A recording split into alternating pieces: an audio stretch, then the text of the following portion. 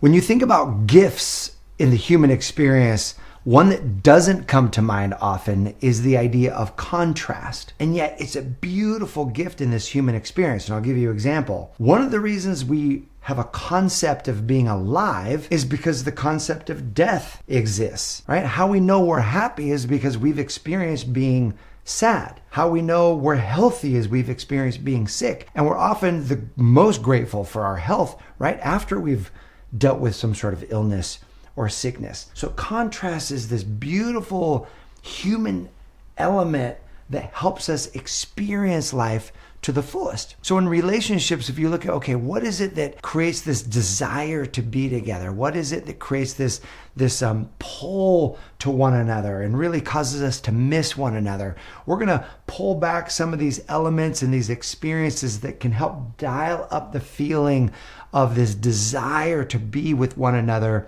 in a relationship. The first concept let's explore is called fuel the fun. Now, what would be the contrast to fun? Right? Some people say the contrast to fun is work. And I would argue that that actually is not the contrast. It's not fun and work. It's fun versus boredom. Boredom is routine. Boredom is the same thing over and over again. Routine lulls the brain to sleep. Like if I asked you to think about last year, what happened in April of last year? 1 week, you'd be like, I don't know. But let's say spring break was in April of last year. And I said, what did you do for spring break? Or you took a vacation in the spring of last year. What did you do on that vacation? You could remember where you went. You were like, oh, we took this camping trip, or oh, we went on this vacation, or oh, we went to this country. Why?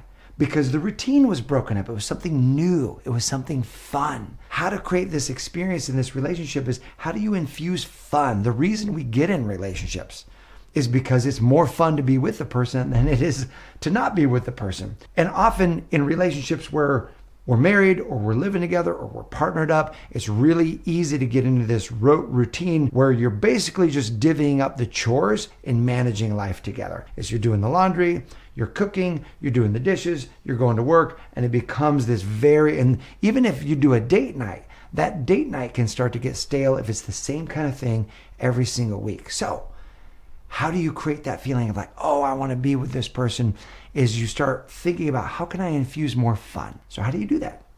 What are the common interests that you both love that you could go experience together? What are some new activities that you could do together? What are some ways that you could progress and grow together? Whether it's like, hey, let's do this fitness challenge together, or let's take this cooking class together. All of that's going to feel and infuse fun into the relationship. Number 2, if you want a man to miss you, have a great signature smell. I know that this might sound trite. This might sound surface level. And this might sound, you'd be like, oh, that's, not really important. Because the truth of the matter is who you are and your quality, your character is, of course, that's what's most important. Just is the same thing for him.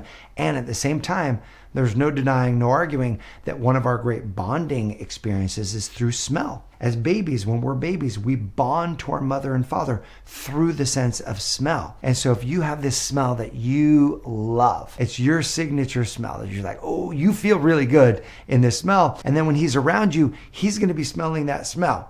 And he's going to be enjoying that and loving that. And let's say the two of you are at a place in your relationship where you spend the night and he smells that smell a couple days later on your pillow. And it brings back all those beautiful memories of the two of you spending time together. Or maybe the two of you took a drive together and like the next day he can smell the remnants of your perfume in the car and it's like, it brings that back. That smell is a beautiful bonding smell. Now, you might be the woman who you're not into perfume or body sprays, and that's okay. It might be essential oil for you. Whatever it is though, if you can find a smell that's your smell that your man also loves, that is going to be a great way to cause that feeling of missing you when you're not around. Number 3, this thing creates a beautiful missing effect when he's not around you, and it is to leave the date on a high note. On a high note. They say that great endings lead to great beginnings. So what does that mean on a date? That means when you end the date on a high note, on a super positive note, then that means that when he's not with you, he goes back to his everyday life, he's going to be missing that interaction because it's going to be in contrast, that high note, to whatever his normal routine is. And so ending the date on a high note might be as simple as simply appreciating him for the great date, for the place that he chose, for what a great time that you had together. If you're at a place where the two of you are kissing and hugging, it might be ending it on a really sensual, beautiful kiss or hug. Or if you're not quite there, but you're almost there, it might be what's called the cliffhanger kiss, where he kind of goes in for a kiss and you kind of put your finger up to his lips and pause him and you say, oh, I want to kiss you so bad right now, but we're just not quite there yet. And so it's that anticipation of the kiss and that contrast. Either way, if you can leave the date on a high note, that's going to add to him missing you when the two of you are apart. And this leads me right to number 4. Let him have his alone time. If you want to amplify this contrast of with you versus without you, you've got to let him have the time without you. And it's not just let him have that time, but if you can encourage that time, if you could actually anticipate that time that he might be fueled up by that time away, it can be a really valuable thing. For example, my wife will notice when I'm just kind of needing what we call dopamine time. It means like I'm going out and I'm accomplishing something with my boys. It might be we play a sport together, or I go to the gym, or I go to run. I do something by myself to fuel that energy up. Sometimes she can notice that I really require that time before I'm even aware of it. And she's like, you know what, honey, you're kind of feeling like on edge a little bit. Maybe you need some dopamine time. And I'll check in. I'm like, you know what, you're right. And so I'll call my boys and we'll go surf for the afternoon or whatever. And I come back in a completely different state. That contrast time is really, really valuable. And so encouraging him, celebrating him, making that welcome, not guilt tripping any of that. So you do your amazing life during that time. Encourage him to have his life at that time. Woo! Great for stoking that feeling of wanting to come back together. On this same theme of creating that contrast and that space is number 5, which is let him text you first.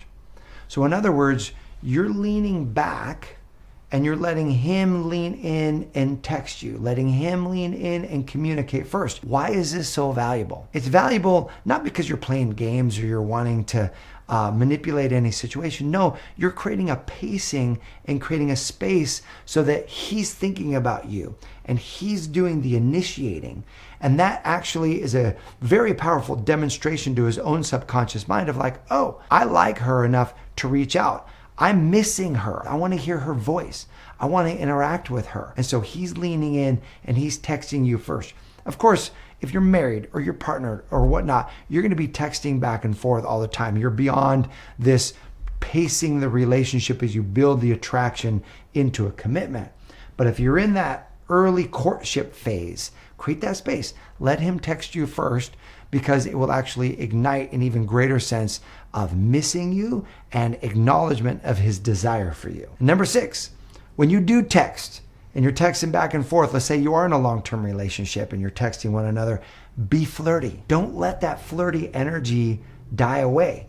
So again, this is not for the courtship phase. This is when you guys are together and you're committed. He wants to know that you desire him, that you're into him, that you still find him sexy, that you still find him, that you still want him, all of those things. Like let's say the two of you are going to have dinner together and you know the special jacket that he has. He looks really good in it. And you can be playful and you can say, hey, you better not wear that brown jacket to dinner because it's way too sexy. I'm just going to have to rip it off you at the end of the night.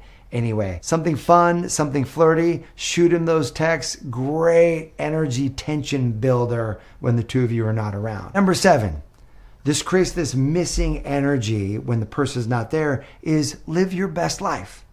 In other words, you don't have to wait for him to have the activities that you want to have, to do that hike, to go on that vacation, to write that book, the bigger things, even the smaller things. If you're going to go to the gym and work out, those types of things, live your best life. Because here's the deal. When you progress in life, you naturally feel happier. You naturally feel more confident. You naturally feel more radiant. When you're regressing in life, that's when we get discouraged. You feel like you're backsliding, you're moving backwards. We get depressed about those particular results. So don't wait for him to progress. Live your best life. Go after what you want. You feel that expansion. And then when he's around you, he's going to feel the contrast of that energy and be like, woo, I want some more of her, please. Like what she's got, that's what I would love. And he wants to be around you at an even higher degree. Now, here's what's cool. And here's really what the bottom line. The bottom line is it's hard to mess up the right thing.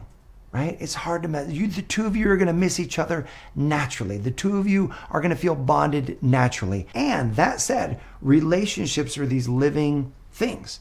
And so focusing on them, pouring into them the right way can take the relationship experience to an even higher level. And that's what all of this is focused on. So my question for you is, what are the dynamics of a relationship that make it feel really good to you? What are the things that happen in a relationship that cause you to say, yeah, I'm loving being in this relationship? Go ahead and post those in the comment section below. I appreciate you. Thanks for watching. I'm looking forward to seeing you soon.